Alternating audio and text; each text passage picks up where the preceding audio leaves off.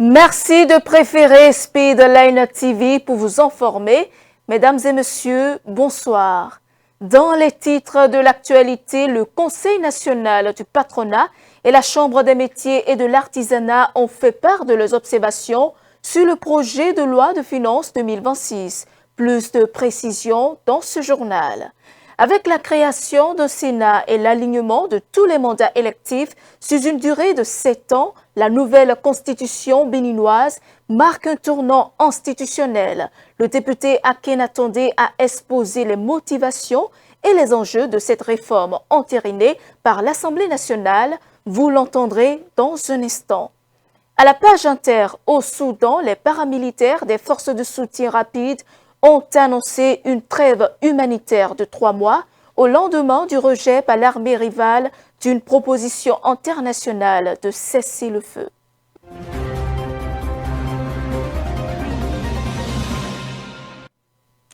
À nouveau, bonsoir. Dans le cadre des audiences publiques de la commission budgétaire à l'Assemblée nationale, le Conseil national du patronat et la Chambre des métiers et de l'artisanat ont présenté leurs observations, notamment sur le projet de loi de finances pour la gestion 2026. Voici un extrait de leur intervention.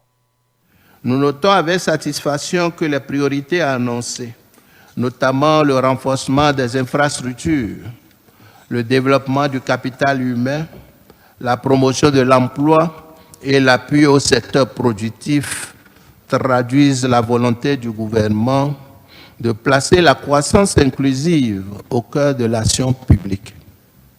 Cependant, au-delà des chiffres, ce budget doit être perçu comme un instrument stratégique de développement.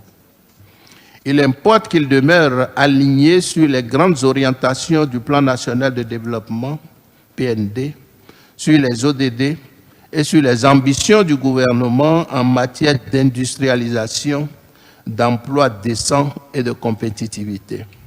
Le secteur privé reste un levier essentiel pour la croissance, la création d'emplois et la mobilisation des ressources fiscales.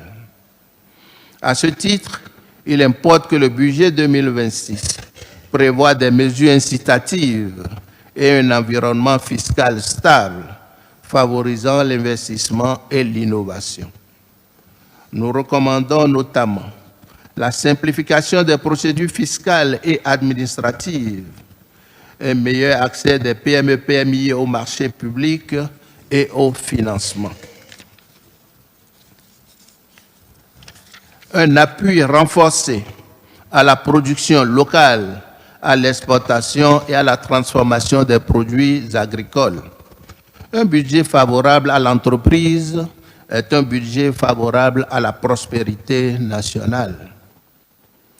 Sur la question du renforcement des capacités techniques et financières des entreprises, le renforcement des capacités demeure un levier essentiel pour accroître la compétitivité des acteurs artisanaux. À ce titre, il nous paraît indispensable de renforcer substantiellement les fonds d'appui au développement de la formation professionnelle continue et apprentissage, de mettre en place des mécanismes favorisant l'externalisation de certains services d'appui aux artisans afin de réduire de façon significative la surcharge liée au cumul des fonctions dans les entreprises artisanales.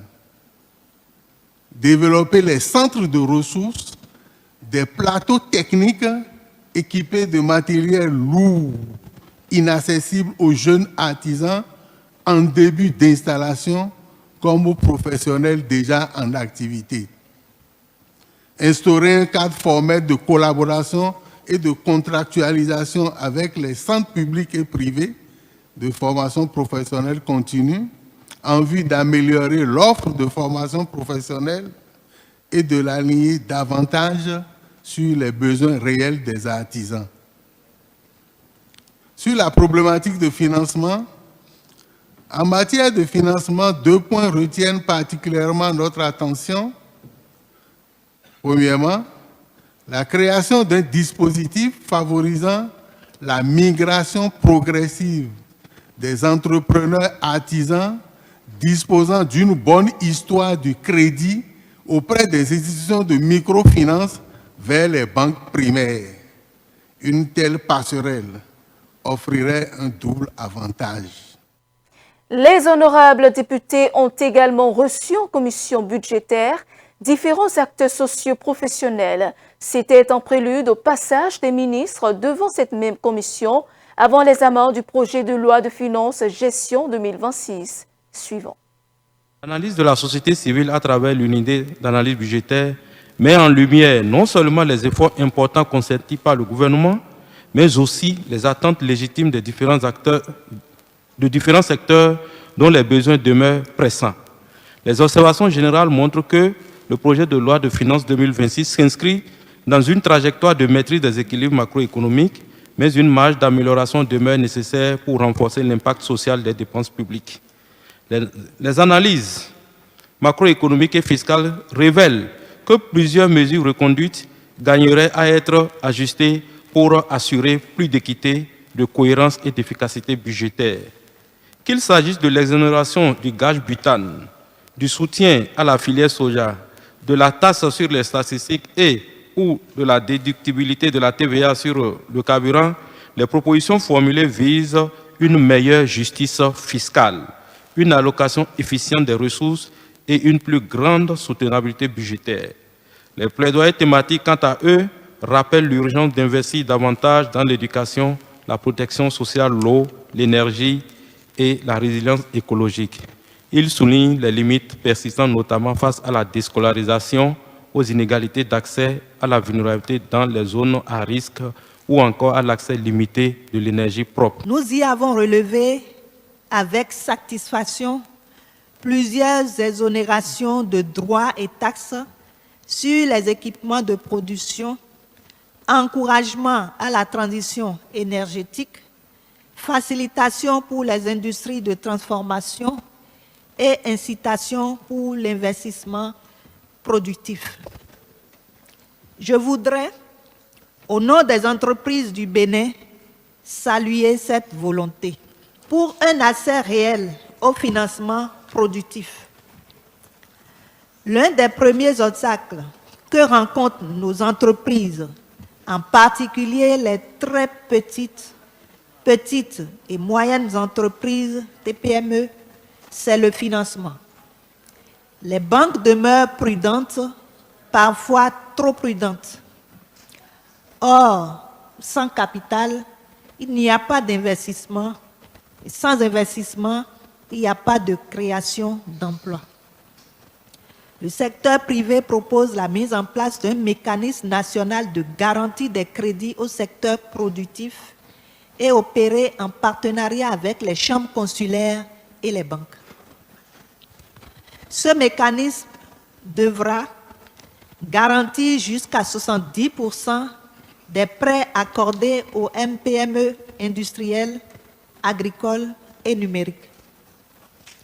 Accorder une bonification de taux pour les entreprises créant au moins 10 emplois formels dans les 12 mois. Et réserver un guichet spécifique aux femmes entrepreneurs et aux jeunes chefs d'entreprise. Ainsi, chaque franc public mobilisé permettra de débloquer plusieurs francs de crédit privé. C'est une façon efficace de démultiplier l'effort de l'État. L'accès au financement, on ne le dira jamais assez. Malgré les efforts du gouvernement, les MPME font toujours face à des taux d'intérêt élevés, des garanties difficiles à mobiliser, une insuffisance de fonds dédiés, des démarches administratives lourdes. Nous recommandons la bonification des taux pour les crédits MPME. C'est d'ailleurs une des fortes recommandations du symposium du groupe de travail Croissance, Développement Inclusif MPME que nous avions organisé il y a quelques mois. Je vous l'annonçais en titre, c'était le 15 novembre dernier.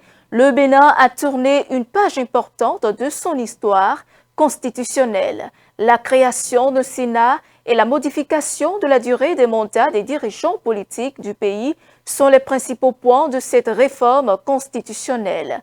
Le député Akhenatonde, président du groupe parlementaire UPR, est revenu sur ces principaux points suivant un extrait de ses propos.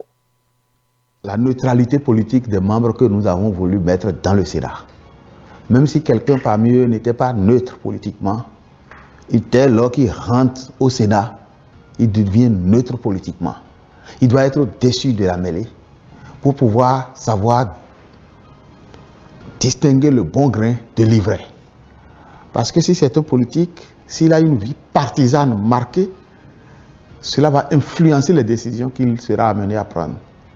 Et pour ce faire, on a voulu vraiment que ce soit des personnalités d'un certain niveau qui soient membres de ce Sénat. On n'a jamais interdit dans cette révision la confrontation des idées. La seule chose que nous avons interdit, c'est la compétition électorale permanente. Il ne faut pas que le Bénin soit perpétuellement en campagne électorale. Parce que qu'est-ce qui se passe? Généralement, après l'élection d'un président de la République, les perdants recommencent en même temps par préparer l'élection à venir.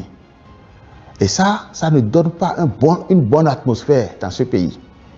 Ça ne donne pas une bonne atmosphère, ça ne laisse pas la tranquillité d'esprit nécessaire pour rassurer les investisseurs, rassurer les opérateurs économiques, rassurer tout le monde que nous avons changé de cap et que nous devons bâtir le pays. Il n'est pas interdit à un parti d'aller sur les antennes d'une télévision et de critiquer l'action du gouvernement et d'apporter, mais il faut critiquer, mais il faut apporter des solutions. Il faut proposer des alternatives.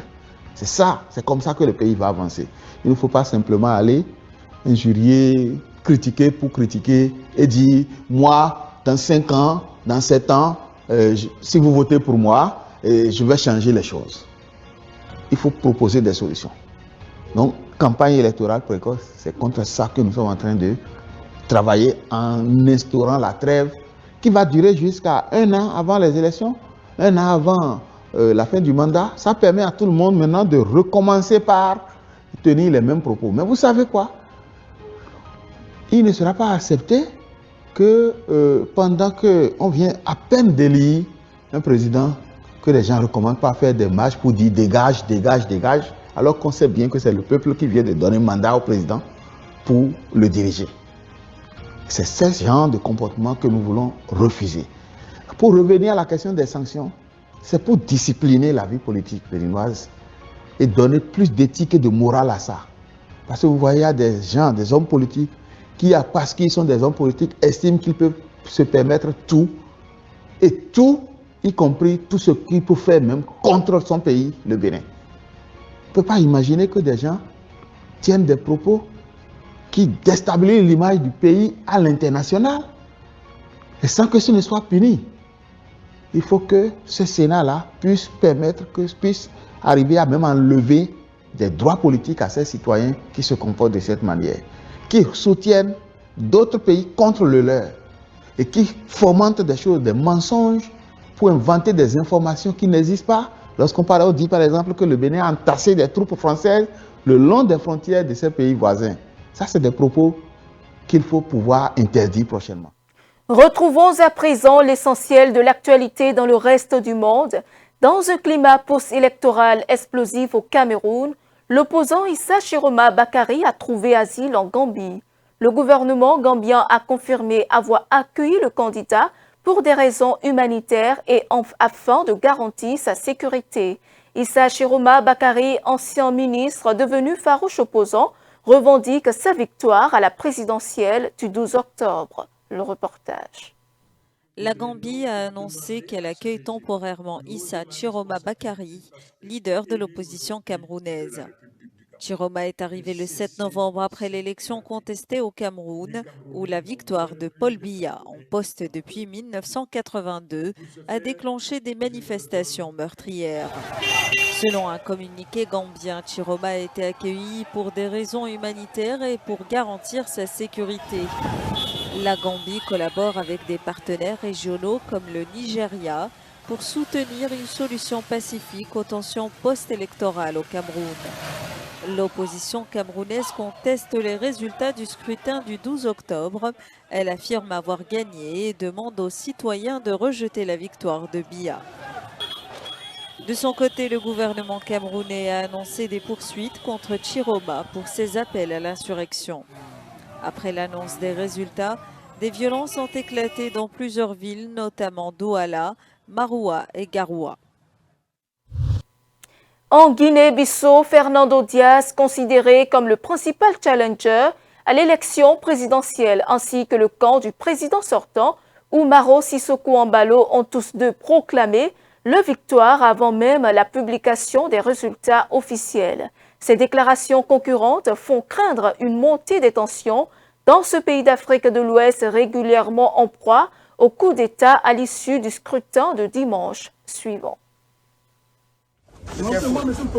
En Guinée-Bissau, des tensions persistent autour de la proclamation des résultats de la présidentielle. À l'issue du scrutin de ce week-end, le candidat indépendant Fernando Diaz et le camp du président sortant Umaro Sissoko Embalo revendiquent chacun la victoire. Fernando Diaz, principal adversaire du président sortant, a salué la mobilisation des électeurs, la qualifiant de démonstration de volonté de changement, tout en dénonçant de possibles tentatives d'interférence dans le comptage des votes. Il bénéficie du soutien de l'ancien Premier ministre Domingos Simoes Pereira, disqualifié cette année pour dépôt tardif de sa candidature.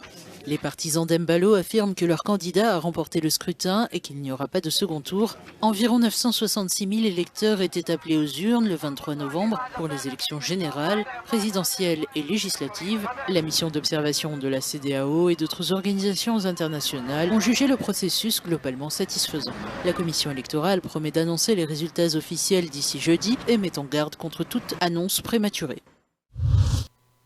Les paramilitaires soudanais des forces de soutien rapide ont annoncé ce lundi une trêve humanitaire au lendemain du rejet par l'armée rivale d'une proposition internationale de cesser le feu. Le Soudan est le théâtre depuis avril 2023 d'une guerre pour le pouvoir opposant l'armée du général Abdel Fattah al-Sisi al-Burhan, dirigeant de facto du pays au FSR de son ancien bras droit, Mohamed Hamdan Daglo. Le reportage. Au Soudan, les forces paramilitaires de soutien rapide sont sur le point d'entamer un cessez-le-feu. L'annonce a été faite lundi par le chef des FSR, évoquant une trêve humanitaire de 3 mois dans les combats contre l'armée. Cette déclaration survient après que le président américain Donald Trump a indiqué la semaine dernière son intention d'intervenir pour mettre fin à une guerre qui a plongé le Soudan dans une famine depuis 2 ans. Les États-Unis, les Émirats arabes unis, l'Égypte et l'Arabie saoudite, connus sous le nom de Quad, ont proposé au début du mois un plan prévoyant cette suspension des combats suivi des pourparlers de paix. Des rapports indiquent que les FSR ont accepté ce plan mais ont aussitôt mené une série de frappes sur le territoire de l'armée régulière avec des drones. La déclaration de lundi semblait annoncer un cessez-le-feu unilatéral. Elle est survenue au lendemain du rejet par le chef de l'armée soudanaise des propositions du Quad et de ses critiques quant à la médiation des Émirats arabes unis, largement accusés d'armer les FSR. L'État du Golfe a nié ces accusations et déclaré qu'il souhaitait mettre fin à la guerre. En Tanzanie, le gouvernement a pris une décision ce lundi. Les célébrations de la fête nationale du 9 décembre n'auront pas lieu. Cette annonce intervient alors que le pays traverse l'une des crises les plus graves de son histoire récente. La présidente Samia Suluhu Hassan a donné l'ordre de supprimer toutes les festivités. L'argent prévu pour l'événement servira plutôt à réparer des infrastructures endommagées. Contre toute attente, la présidente Samia Suluhu Hassan a annulé les célébrations de la fête nationale, initialement prévues le 9 décembre. Raison évoquée, l'allocation des fonds à la reconstruction des infrastructures endommagées par l'une des plus meurtrières crises post-électorales qu'a connue la Tanzanie ces dernières années. Cette annonce intervient alors que la jeunesse et des partis d'opposition projettent d'organiser une manifestation géante en mémoire de tous les disparus de ce sanglant épisode et dénoncer les meurtres de masse perpétrés par les forces de l'ordre. En effet, le nombre de morts reste la grande équation pour le pouvoir de Dar es Salaam, qui a annoncé l'ouverture d'une commission d'enquête pour faire la lumière sur ces événements. Le pouvoir de Samia Suluhu Hassan est accusé d'avoir fait disparaître de nombreux corps, ce qu'il dément. Dimanche, le porte-parole du gouvernement a parlé de couverture biaisée de plusieurs médias, mais se refuse à publier ses propres chiffres. Réélu avec près de 98% des voix, la chef de l'État est accusée de diriger son pays d'une main de fer sans partage. Les Égyptiens se sont rendus aux urnes ce lundi pour élire le député, un scrutin que l'opposition voit comme une étape supplémentaire dans la consolidation de l'influence du président Abdel Fattah sur la vie politique après des sénatoriales largement remportées par son camp. Sur les 596 sièges de la Chambre basse, 568 sont en jeu. L'autorité nationale des élections a appelé les citoyens à participer en nombre. Le reportage. En Égypte, les électeurs étaient attendus aux urnes lundi pour le deuxième tour des élections législatives. La manche concerne 13 gouvernorats. Elle intervient après l'annulation des résultats du premier tour dans plusieurs circonscriptions suite aux allégations de fraude. Une volonté de transparence appréciée dans le pays. Tout d'abord, ce qui s'est passé au premier tour est quelque chose qui ne s'était jamais produit en Égypte, à savoir que le président intervienne pour ajuster certaines choses. Cela apporte une sécurité à la nation, une sécurité de la part du président et pour chaque électeur. Franchement, c'est quelque chose qui nous honore aux yeux du monde entier et ce n'est pas seulement en tant qu'Égyptiens. Environ 35 millions de personnes doivent choisir leurs députés pour ce second tour, alors que la première manche s'est déroulée les 10 et 11 novembre dans 14 provinces. Peut-être que l'ajustement qui a eu lieu au premier tour a été l'élément clé qui m'a encouragé à participer au second tour. Beaucoup de personnes que je connais ne participaient pas, tout comme moi, honnêtement. Je ne votais pas, mais après ce qui s'est passé lors de la première étape et la déclaration du président et les 19 circonscriptions qui ont été annulées, et tout le monde, y compris les responsables, et du fait que les votes des citoyens sont précieux et que les représentants qui entreront au Parlement doivent être ceux que le peuple a choisis. Honnêtement, c'est ce qui m'a le plus encouragé à voter. Au total, 568 sièges sont à pourvoir à la Chambre basse du Parlement, avec plus de 25 000 candidats indépendants en lice pour la moitié des sièges. Voilà qui met un thème à ce tour d'actualité au Bénin et au-delà de nos frontières. Merci de nous avoir suivis. Suivez-nous en continu sur speedlinetv.bg/live et sur nos différents canaux digitaux Facebook, YouTube et TikTok.